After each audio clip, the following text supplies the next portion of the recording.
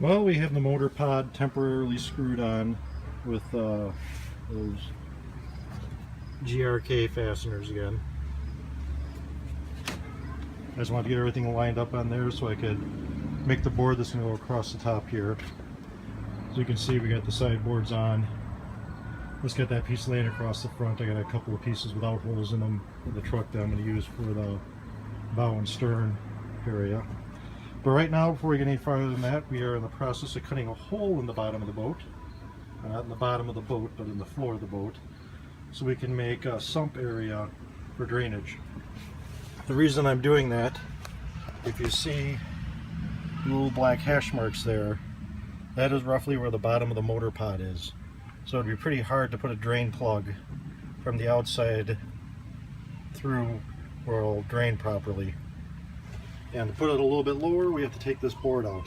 But as I said before, in doing so, then we'll have a spot for all the water to run to, and I can put a sub pump in there, or bilge pump to pump the water out. So I just cut an opening with the circular saw right now, and now we're going to use the jigsaw and work our way around the edges and try getting it out. And then we'll also find out how good that caulk actually holds in trying to pull this thing out. So where we're at now. Okay, we have her notched out. So now we'll see how easy it is to pull this out with this masonry caulk. Come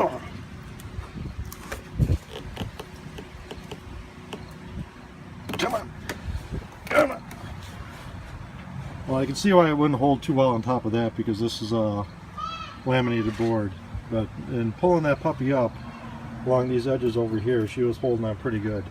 I wouldn't use it nowhere near strong enough to be the sole adhesive to hold things together, but I think in a application where you're using screws also, it would hold up pretty damn well. So I'm going to finish notching this area out, and then we'll start filling her in with a box, and we'll also drill a hole for the drain plug, which is in the house. Okay, this is what we're going to do for the drain plug. Since we're going through wood, I don't want to have water draining through wood because that's just going to make it rot eventually.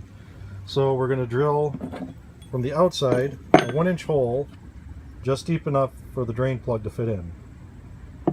Then from the inside, we're going to drill a 7/8 inch hole, and we're going to slide a piece of PVC. This is a PVC conduit. But we're going to slide a piece of PVC into it, and this... Dropped it! Take a look at the garbage can while I'm picking this up. There we go. Let's try doing it this way.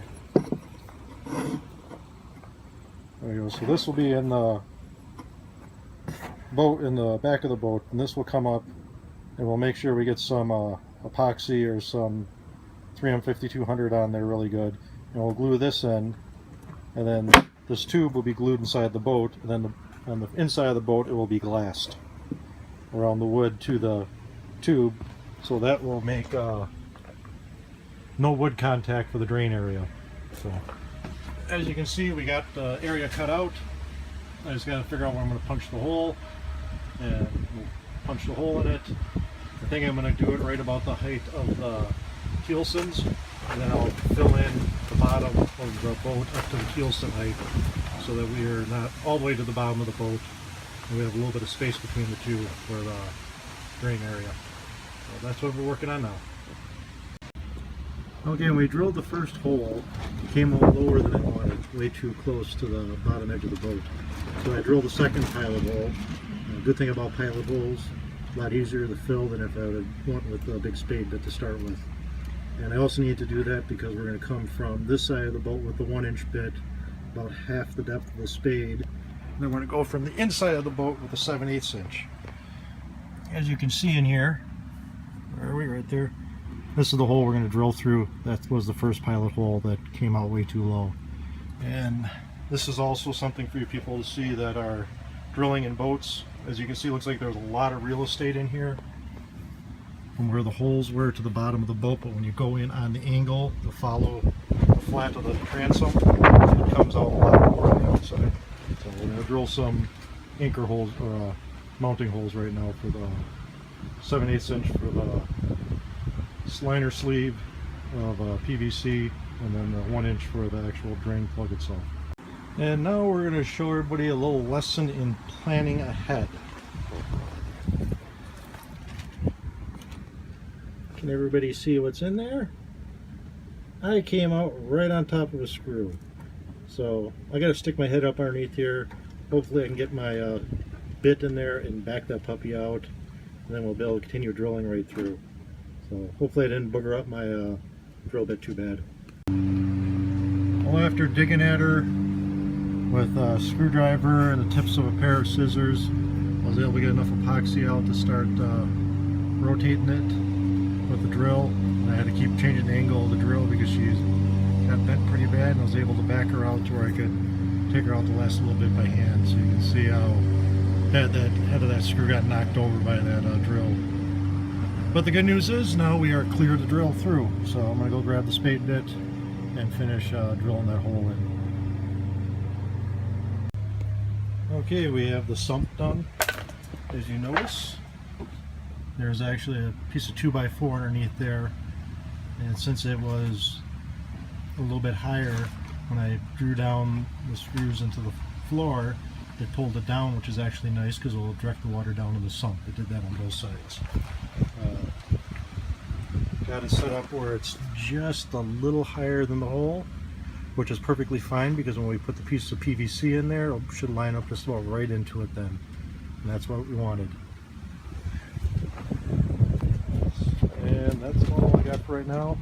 I am going to finish cutting all the deck boards, get all the deck pieces pre-fitted, and then I think that's probably about as far as we'll get today. I'll be gone for work for about a week. Then when I get back, we will pull all this framework and decking out, and then we'll glass the inside of the boat, and then we'll put all the decking back on and glue and screw all that into place, and then we'll start we'll glass the outer deck here, and I think probably about 6 inches up the side of the blind we'll glass, and then the rest of the blind we'll just shoot with paint for now. If I don't like it next year, I can always come back and re-glass it. But considering opening weekend is about 2 weeks away, and I'm gone this weekend, that leaves me one more weekend to work on it, so I need to get this stuff done. Probably the biggest project I got, which I may work on in the house tonight, is I'm going to take the motor pod off, I'm going to round over all the edges, and then we're going to put a layer of regular glass on it to seal it up, and then we'll put at least 1, if not 2 layers of that heavy duty glass on all the corners to make it strong. And then when we put it back on the boat, we will fill in the cove down here with some thickened epoxy. We'll put thickened epoxy on the other side against the hull, and then we'll put a couple layers of the heavy duty glass on there to tie it back into the hull. And with that, along with the board that's going to be on the top of the deck here tying into it, it should be pretty much permanently in place. So that's what we're going to work on for now. Oh, if anybody's curious about this setup back here, I put the cover boards over the 2x4s in there. I just put 2 on real quick, and I didn't trim the other one off. I figured I'll just trim that off when I get around to working on the transom in the basement, the motor pod in the basement. So that's just extra wood sticking up there. It's nothing